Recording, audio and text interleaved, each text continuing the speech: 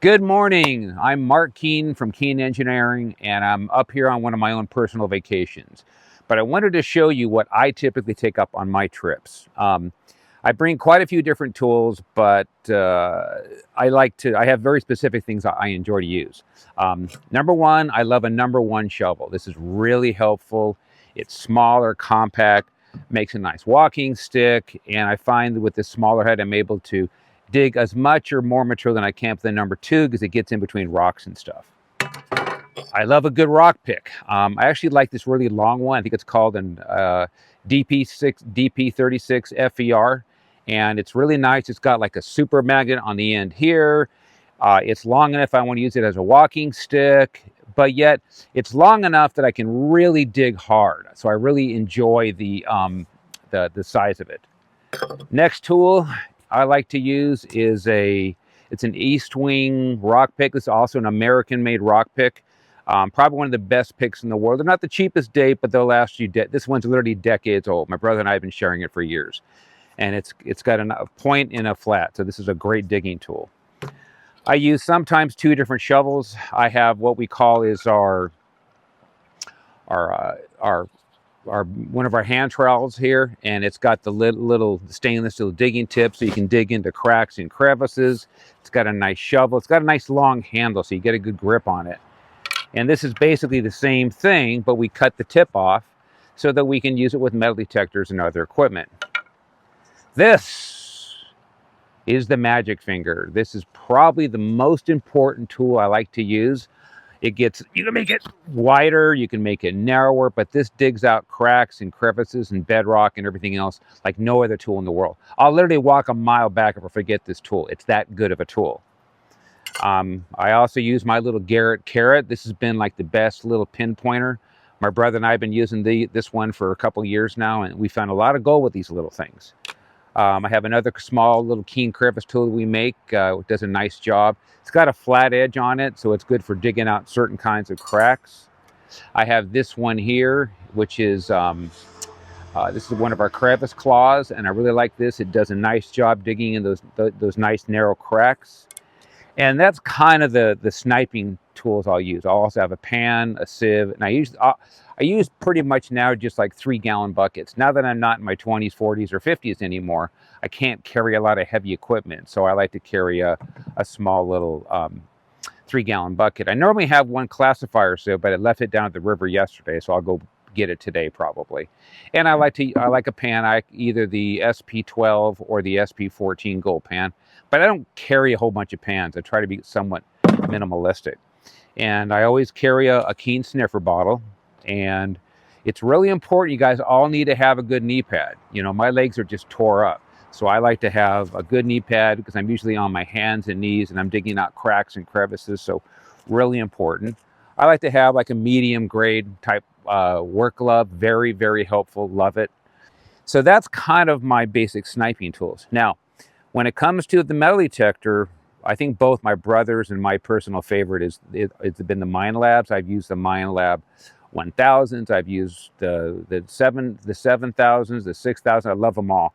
But I think for getting around rocks and cracks and crevices, I think both my brother and I, we both like this the SEC, the 2300 Mine Lab. It's a really good detector. I think the main thing is it's compact. It folds up really nice.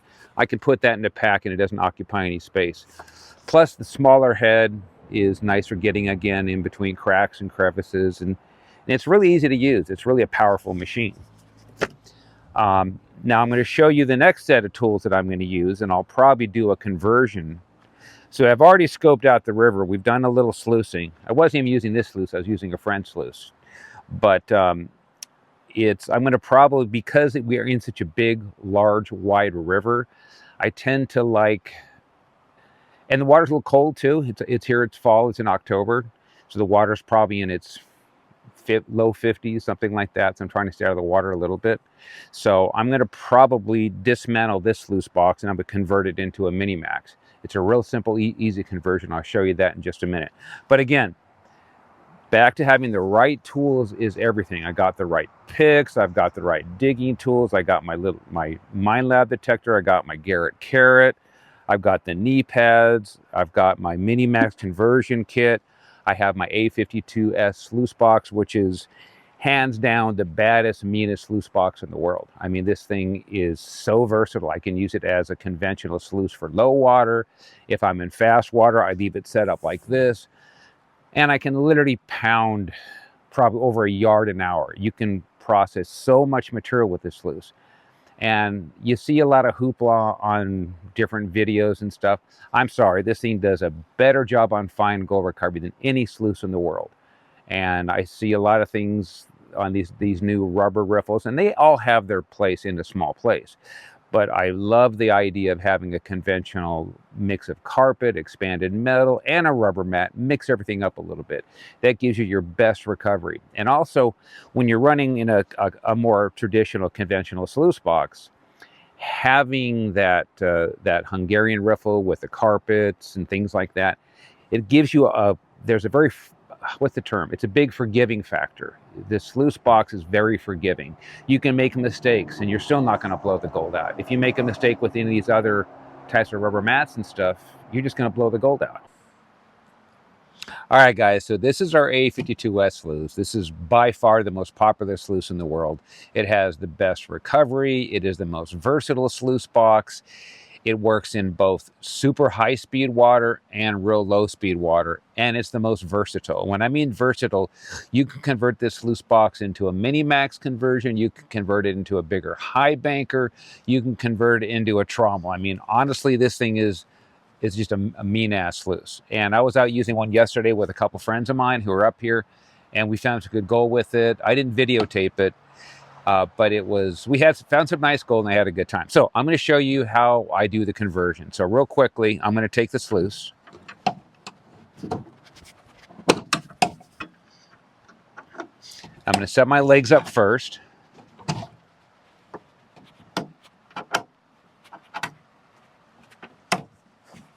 Kind of get these roughly set up. Convert it over to the Mini Max because we're going to hit a different spot today.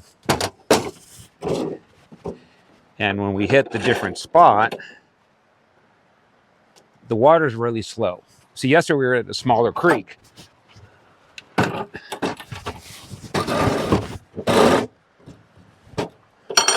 So easy to adjust. So now what I got to do is I got to pull off my top classifier screen.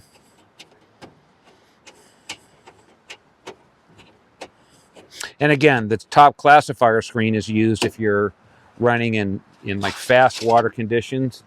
It's just amazing how well it works.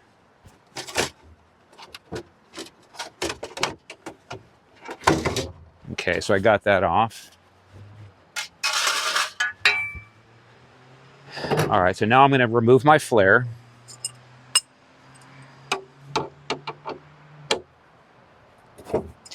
You really only need just a couple basic hand tools to do the conversion. Yeah, fortunately this conversion should only take about probably less than 5 minutes.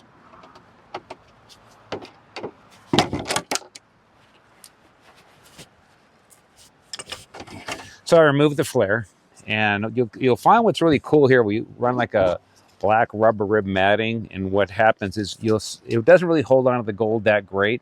It eventually blows it out, but you get to see the gold as you find it. So if you throw like a shovel load of dirt and you see color on your mat, you know you're in good gold. So it's like a good preview if you're finding gold or not.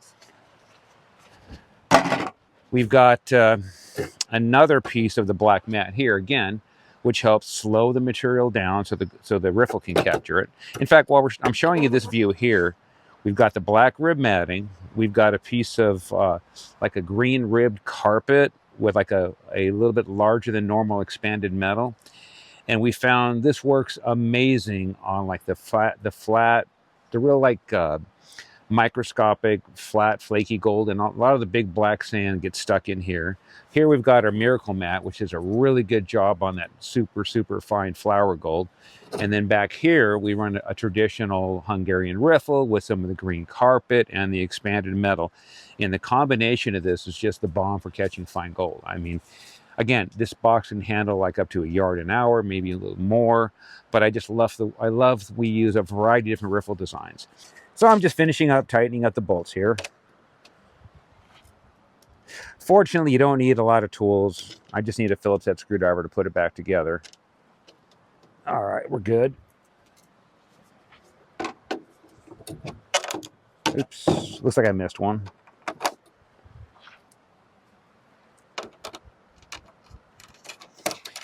You know, it's kind of funny when you listen to my brother and you listen to myself. My brother loves the Mini Max just because it's smaller, lighter, a little easier to set up. But I actually like the combination of this better than I do the Mini Max. This is probably another $100 more or something. But I don't know. I just love the versatility of it.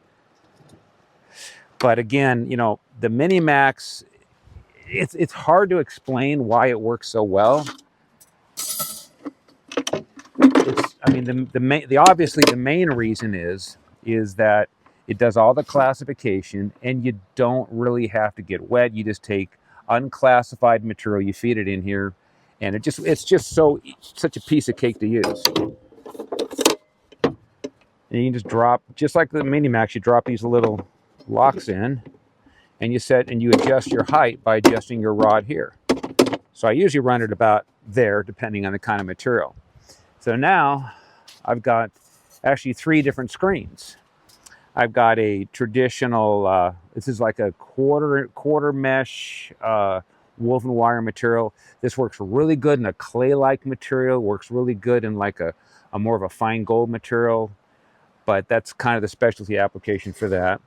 This is really one that'll probably be more popular on the Mini Max, but if a guy is just processing like concentrates out of a dredge or a high banker or a dry washer, this 1/8-inch screen will come in real handy. But I find I like to use this one the most, and this is basically, it's an 1/8 inch. Actually, I take that back. It's a 1/4 inch barbecue grill. It's a grizzly bar because they go this way, and to slide it in, it's just so easy. You just slide it in that little slot and you're done. So I mean, that's probably my favorite setup. Now to set it up with the pump, see if I can do this without banging my head. You have an 1.25 we actually use an 1.25 inch hose here, and running the right size hose is really important if you want to keep your flow. See, what people don't realize, when you're running a 12-volt a 12-volt pump does not have any head pressure. It's like maybe has 5 pounds pressure, if that much. They're just like a transfer pump. So you want to run big hoses, and you can't even go very long because they don't have a lot of head lift, and you lose a lot of performance with a smaller hose. So you go with the biggest hose we can, and this just basically screws into a nice pin lug connector here. And you got to be a little careful because you've got 1.25 inch pin lug connector with an 1.25 inch pipe nipple. It's plastic, so you got to be careful not to cross thread it. But you'll notice this is my brother's Mini Max. He always takes this stuff and he camos it out. He makes it kind of give it that stealthy look, so he can leave it down at the river overnight. He doesn't want anything bright and shiny, and he's right. But I'm actually taking my equipment in and out every day, so I'm not so concerned about camoing everything out. And you might notice here that I've got a long leg and a short leg. I think they actually come stock all long, but for our own use, we usually cut one leg down. So if I'm feeding it this way, I'm not going to have my shovel hit the leg. So we run typically one short leg on these. But that's really the setup. It took me, 5 minutes or less to do the entire conversion. And what I use to power this thing, I use what's called, it's not marked on here, but it's a U1 deep cycle. This is a lead acid battery. Now there are better batteries, and the technology is changing every day, but this battery will last me probably 4 to 6 hours, and it's a 35 amp hour battery. It's worth getting the better batteries. Not to bore you with a long story, but I've been doing a little homework on these things. A lead acid battery, you can pull them down to about 80% of their charge, then the pump goes so slow it's not performing that well. If you go with a lithium-ion battery, then what happens? You can pull that battery down almost 80%, and you'll still have that full 12.7 volts. So I'm slowly converting from a small lead acid like this into like a lithium-ion battery, but it's a lot more money. Typically, those batteries are 2-3 times the amount. And I've had this battery for a couple years, and it's been working, and I'm trying to economize everything if I can. By the way, I always recommend that you always take this equipment and you put it together at camp first, or put it together at home. Nothing I hate worse is a guy goes out, I went to put together my equipment, I was missing a tool or missing a part. Well, find that stuff out ahead of time before you take it out in the field. But now that I have this assembled, I'm simply just going to take this, fold my leg up, fold that back down. I'm going to take my pin connectors, slide my legs in. I really love the way this thing folds up. It makes life so easy. It cuts your setup time to almost nothing. I love it.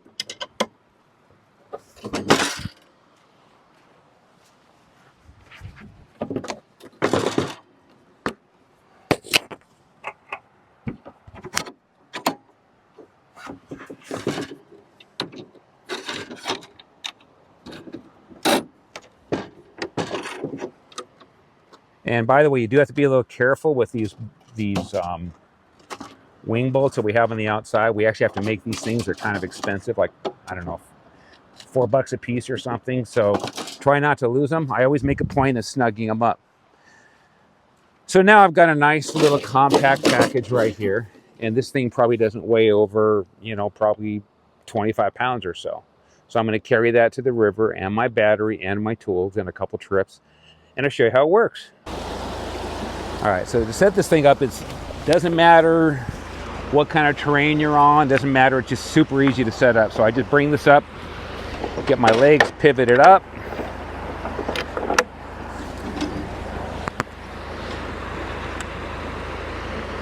And you know, I really love having an all metal bracket.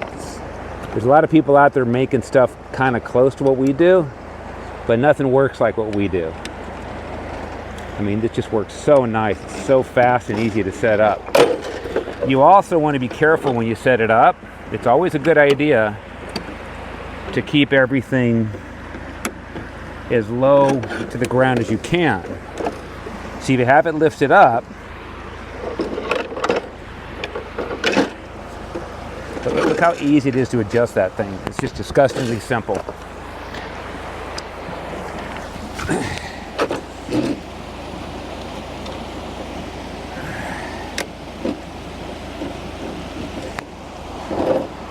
And I get a lot of people asking, what's the right position, how to set all this stuff up. It's really not that tricky. You just kind of have to do whatever works. What I say, do whatever makes those lower the riffle board itself work correctly.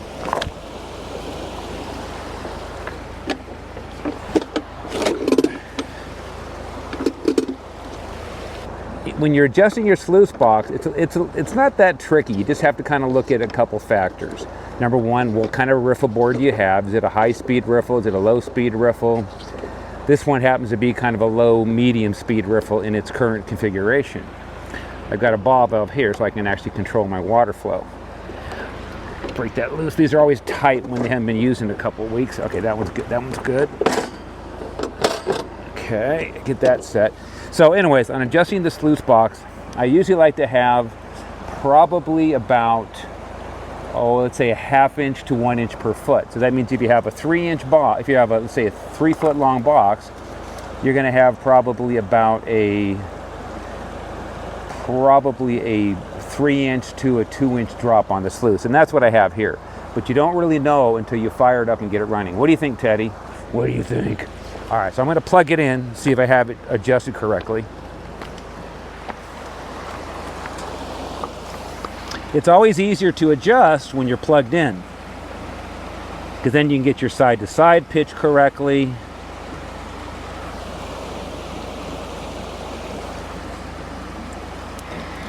There we go.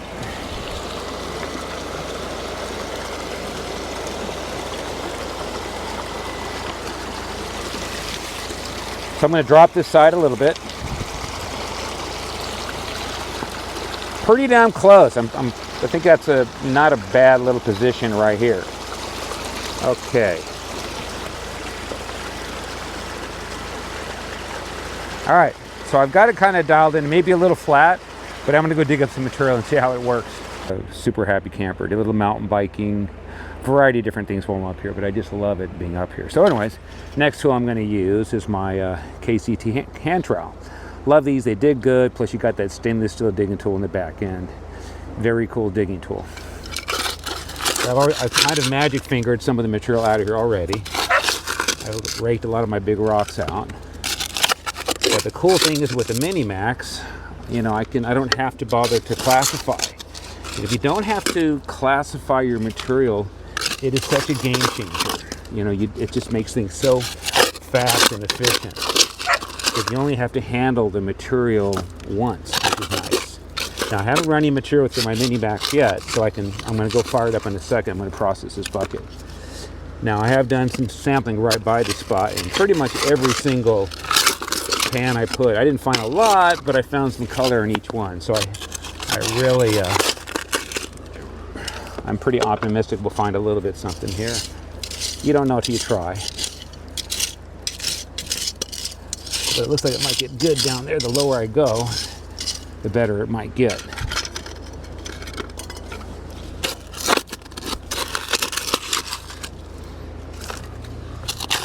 Okay, guys, so I've gone ahead, I've got the machine set up. Let me plug it in, get it cooking.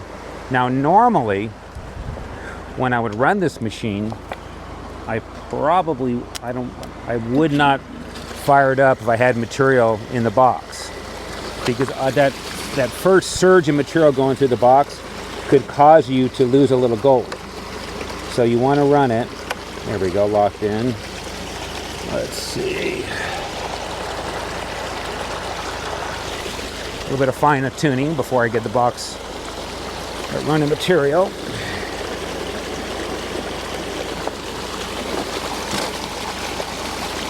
Okay, that looks pretty good. Nice even flow. Now you notice we don't use a spray bar or anything else in here. What we use is what we call a flood header. And what it does, it just the water dumps into an open box, and with the open box, it just kind of pressurizes the box and everything flows out nice and smooth. Because again, if you create any kind of back pressure with these 12-volt pumps, you're going to actually you're going to restrict the water flow. We want all the water flow we can get. So it looks like we're pretty well adjusted. Maybe a slight.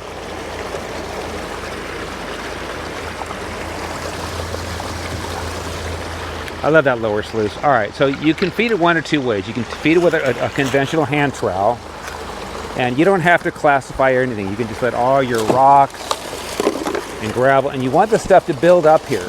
You don't want it to just rush off by itself. You want to take those rocks and tumble them. And you'll notice I have a lot of weeds in here, and I'm okay with that. They're not weeds, but like old dead roots, and you kind of want to wash those off if you're finding good gold. So I'm going to get my big shovel and do a little quicker. Okay. Oh, okay. All right, since I have so much vegetation, I decided to feed it by hand, because you have to kind of work the material. See all that weeds and stuff? You want to wash all those weeds out.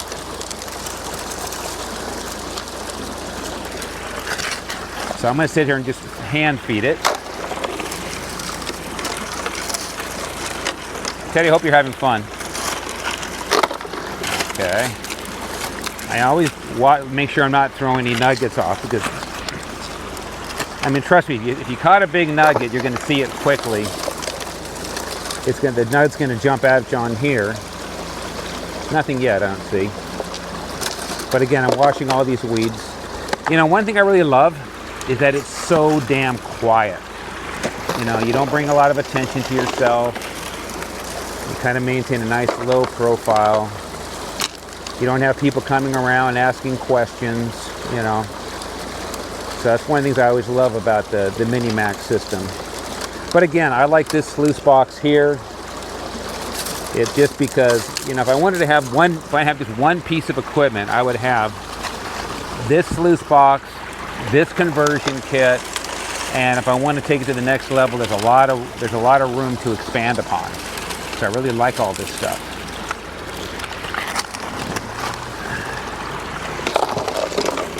And if you have any like sticky clay, you can kind of roll it here in the box. Wash those weeds off really good, because a lot of times when you have that root type material,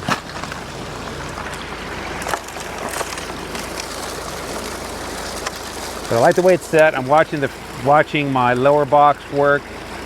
It's doing exactly what it's supposed to do. The screen, the miracle mat, the standard riffle. Maybe use a little bit more angle. I may try that. No, everything's loading right.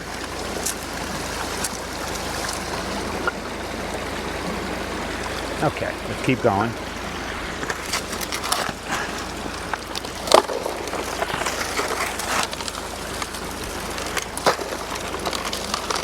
Okay. All right, this is my second bucket load.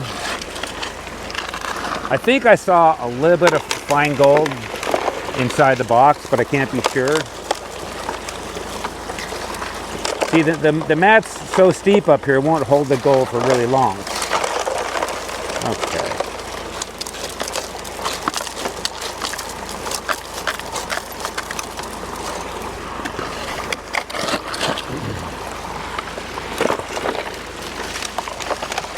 Okay, I'm going to wash everything. See, this screen works so well. It hangs up the material, gives you a second chance to wash it.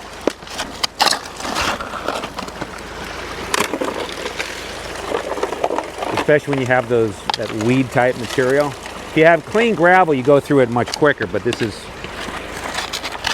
a lot of roots, a lot of rocks.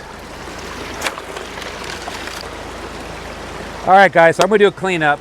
I ran about 3 buckets. Unfortunately, my back is tired from the last couple of days, but I wanted to show you my favorite piece of equipment. So I'm gonna go ahead and do a quick cleanup.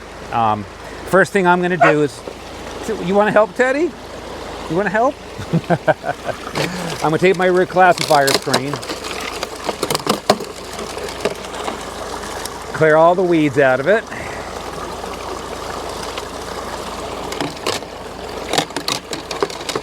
Set that to the side. I'm gonna take my miracle mat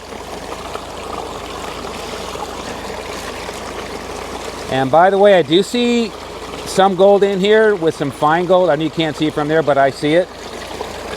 I'm just gonna put this in my box kind of like sideways like this. Clean it right out. There's no gold. Well, one more piece.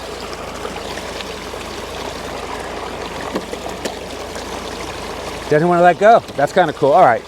So I'm just going to take the water here and I'm going to kind of splash it around. Make sure everything's cleaned off.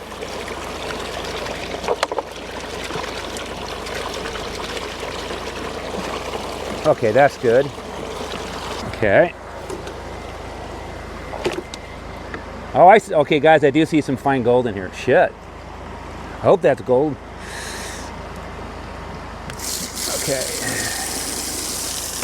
Kind of washing everything out. I see a lot of gold in my front black mat. I'm going to clean it out.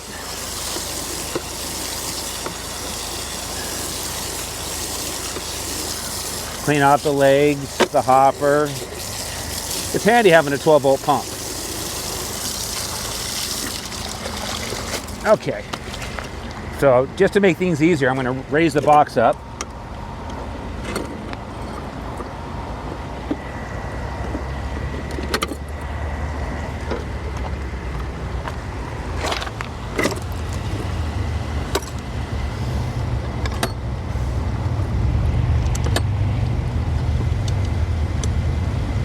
Okay. Set my hopper off to the side. Take my bucket. Fits right inside. It's so cool. I love it. So I'm going to take this off here.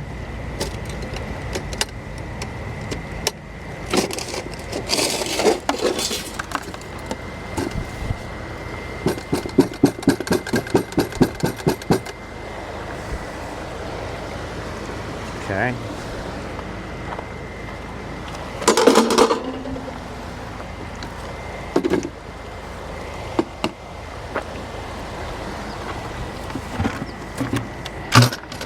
Set that right underneath those, so I'm sure I'm not going to lose any gold. Now, like I said, I already see gold in my black mat, but I don't want it in the black mat.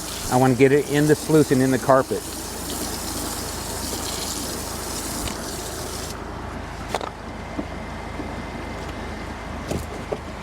Let me get some water in my bucket here first.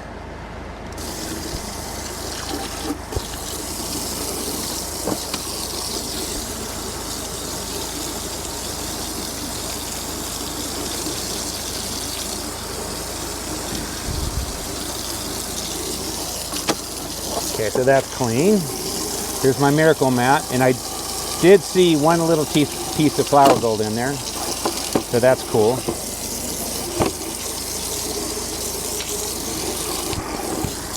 That's clean. Take my upper carpet.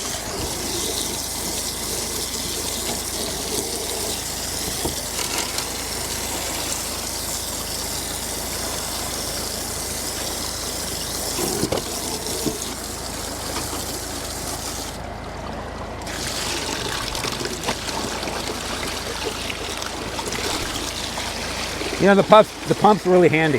That's all I can say. Makes life so easy to keep everything cleaned up. Okay, we're still good.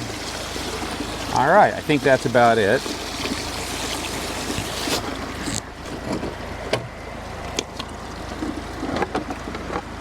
All right, so let's put this back together real quick. Pretty simple. You got your lower carpet, your smaller expanded metal, your miracle mat facing the same direction as the lower expanded metal, your upper carpet here.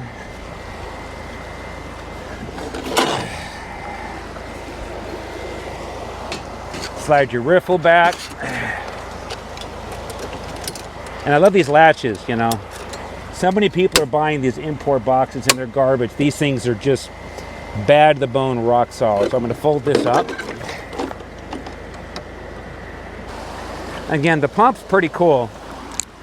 The pump does about 2,200 gallons an hour, which breaks down to roughly probably 35 gallons a minute. And what's nice is you've got this screen on the bottom that pops off. Yeah, this is really important because sometimes you get like a pebble or a weed stuck in there.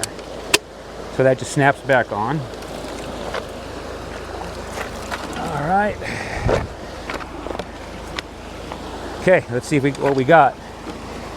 All right, guys, so I processed about three 3-gallon buckets of dirt. The material looked pretty good towards the bottom. So this is the accumulation of all 3 buckets.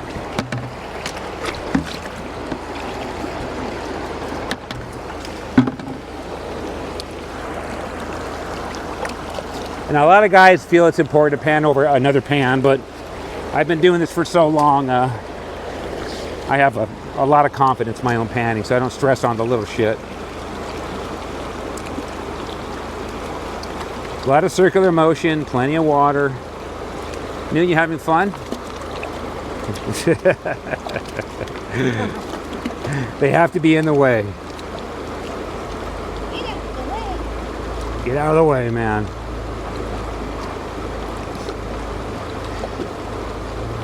Okay, I'm down to my black sand. I can see it. I'm going to switch to the slight texture side.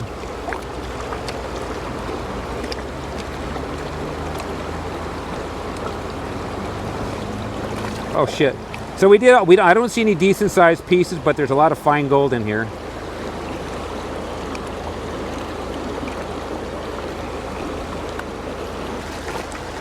All right, that's about 3 5-gallon buckets of dirt from behind a rock up on the Yuba River. I'd say we got pretty damn lucky. You know, I worked hard for it, but I can't work any harder because my back's gone. So anyways, guys, that kind of gives you a rough idea of what it's like on my trip. We're going to probably go to another spot later today. We may come back to this. In fact, we will come back to this one. But right now, I need to take a break. Anyways, guys, it was a lot of fun. Take care. All right, guys, check this out. I'm sitting on my campsite. I mean, look at this beautiful view of the river. It's just amazing. So we're up here, my final day, and my wife always has to be festive. She always has to have a pumpkin in the holidays, and there's my barbecue that's been heavily used this weekend. Oh yeah. And here's the gold I found. So Liz and I, we've been panning, sluicing, high banking, metal detecting, doing a lot of different things, but I think probably my favorite thing was probably using the A52S with the Minimax conversion. Really loved using it. Probably found the most gold. In fact, look at all that fine gold I found.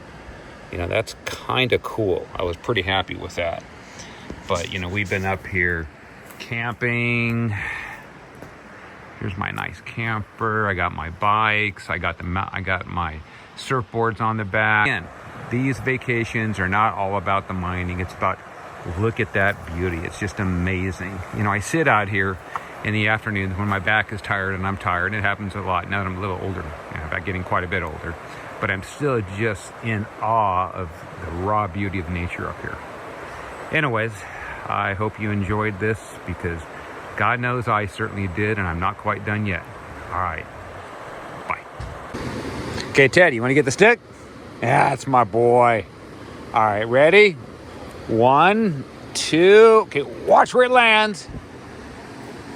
There it goes, and there he goes.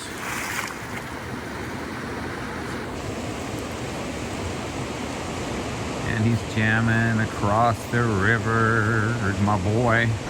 I'll get her down. I'm not going to let her jump on the water. I don't know how good of a swimmer she is. Let's see.